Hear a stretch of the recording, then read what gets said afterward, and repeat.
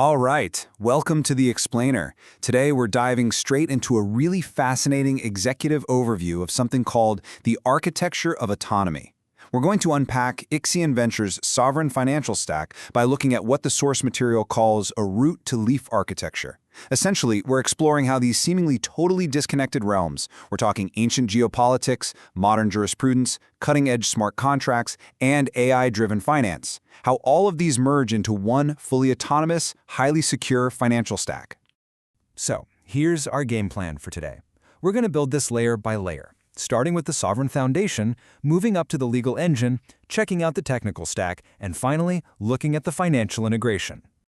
Okay, let's kick things off at the very base layer. Section 1. The sovereign foundation, focusing on geopolitics and legitimacy. To really grasp this legitimacy, we actually have to look back at a pretty wild historical narrative, the Jacobite succession. We trace this lineage all the way from the House of Stuart back in 1685, winding through European royal houses right down to modern times. And what makes this so relevant today is that it culminates with the 1995 birth of Prince Joseph Wenzel. This directly converges this massive historical legacy with the reigning House of Liechtenstein. It's this incredibly unique blend of traditionalist legitimacy sitting right on the doorstep of the 21st century. And this brings us to a massive geopolitical advantage.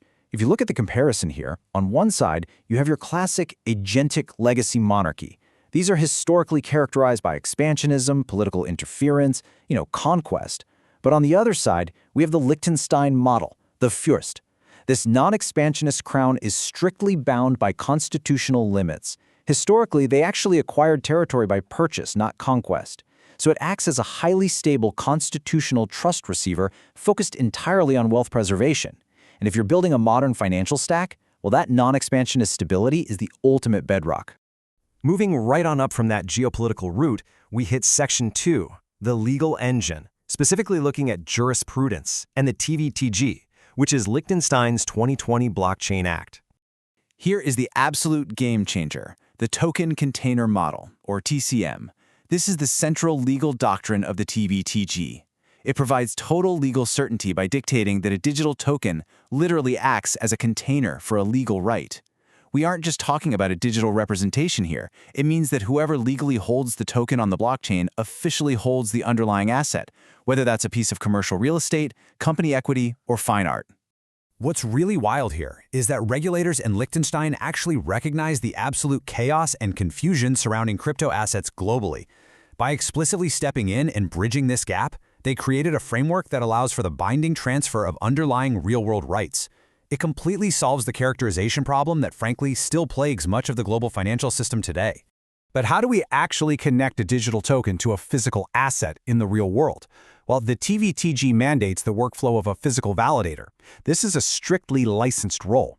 Their job has three distinct parts. First, they have to ensure the physical asset actually exists and is safely vaulted. Next, they identify the legal holders via the digital token. And finally, they are the ones legally on the hook for enforcing those represented rights.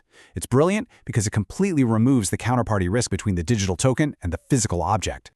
All right, having established our legal container, let's hit the bare metal. Section 3, the technical stack, running on the QGov blockchain. To make all of this actually work, the system runs on the ERC 7827 standard. Think of it as a base operating system for sovereign authorship. It introduces this concept of value version control. Basically, this means every single change to the data is recorded mathematically step by step, while the final output remains completely human-readable JSON. It is high-fidelity, flawlessly tracked data management securely on-chain. Anchoring this whole ecosystem is what they call the identity trinity. It's a three-shard stack. First up, you have the mind pipe, acting as the root authority and global namespace. Next is the unified body, which handles all your hierarchical permissions and collective roles. And finally, the individual shard, which acts as a unique, irreducible coordinate for a specific person or agent. The best part? This structure ensures total backwards compatibility with legacy digital ecosystems. It all boils down to this one brilliant phrase, which defines the ALU surveyor doctrine, creating bit-perfect records of human intent. The argument here is that if we want true financial autonomy, we have to abandon the lossy, probabilistic approximations you get with standard cloud AI. Instead, we have to rely on deterministic cryptographic data that mathematically proves physical human effort right at the edges of the network. Let's look at how this builds actual computational truth. By using a technique called LNA 33x bit packing, the protocol literally crams maximum data density right into the Ethereum virtual machine, or EVM. This lets it execute commands over physical hardware with absolute mathematical precision. It's not just about saving block space. It's about completely bridging the gap between digital intent and physical reality.